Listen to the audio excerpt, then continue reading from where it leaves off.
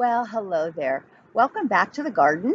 It's a beautiful day in Manhattan Beach, and so I thought this would be a great place to read. Hopefully, we won't have too much noise, airplanes flying overhead or something, and we can enjoy our book together. Today, our book is going to be Extra Yarn. The first thing I want you to notice is this. Remember what this means on a book? That's right. It means it's an award-winning book. I want to mention the author, Mark Barnett, and the illustrator, John Clayson. Those are the same two people that wrote the last book we read together, The Wolf, the Duck, and the Mouse. So this is another one that they worked on together called Extra Yarn. Extra Yarn.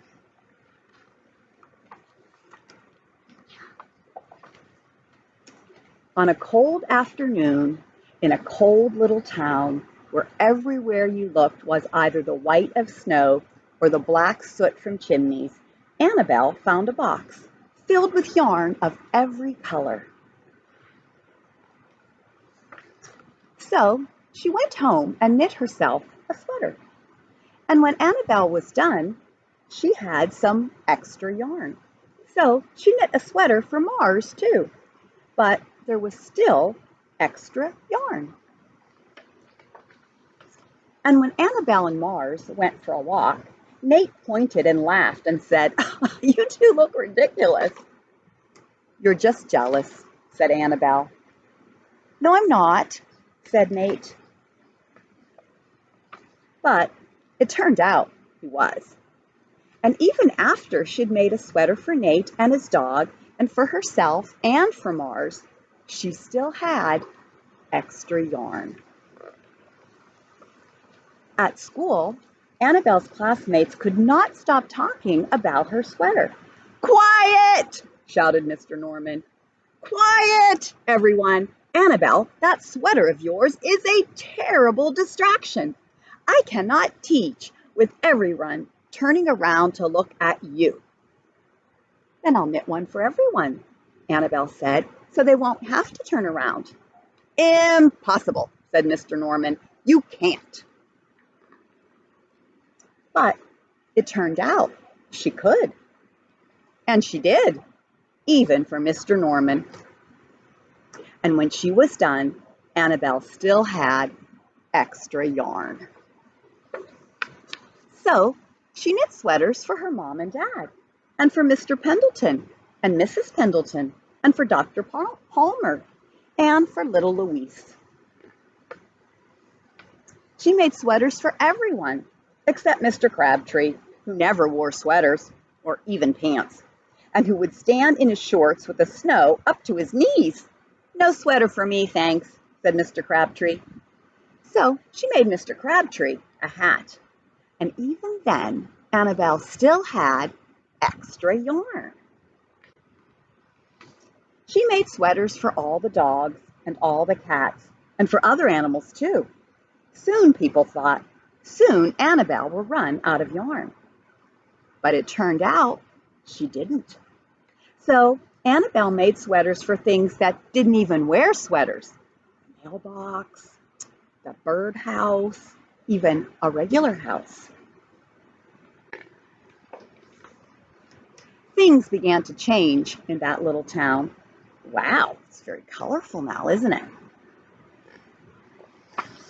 News spread of this remarkable girl who never ran out of yarn, and people came to visit from around the world to see all the sweaters and to shake Annabelle's hand. One day, an archduke, who was very fond of clothes, sailed across the sea and demanded to see Annabelle. "Little girl," said the Archduke, "I would like to buy that miraculous box of yarn.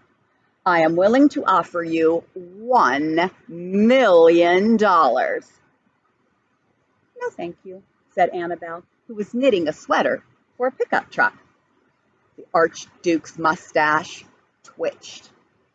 $2 million, he said. Annabelle shook her head. "No, thanks." $10 million, shouted the Archduke. "Take it or leave it." "Leave it," said Annabelle. "I won't sell the yarn." And she didn't.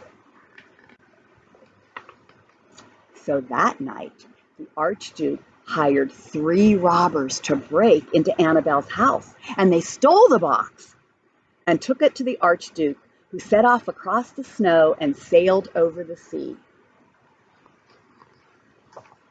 back to his castle. The Archduke put on his favorite song and sat in his best chair. Then he took out the box and he lifted its lid and he looked inside.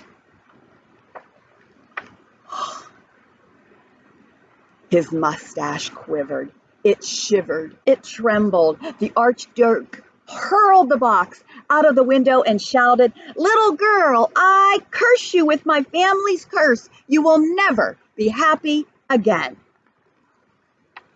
But there it goes, floating, floating, floating, right back to Annabelle. It turns out she was happy.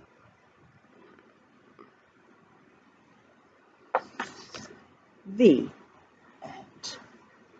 So, extra yarn.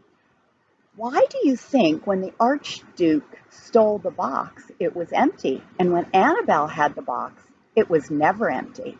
That's something to think about. I'll leave you with that thought, and I will see you again very soon. And I hope you enjoyed Extra Yarn by Mac Barnett and John Clayson. Have a great day. I miss you guys. See you soon.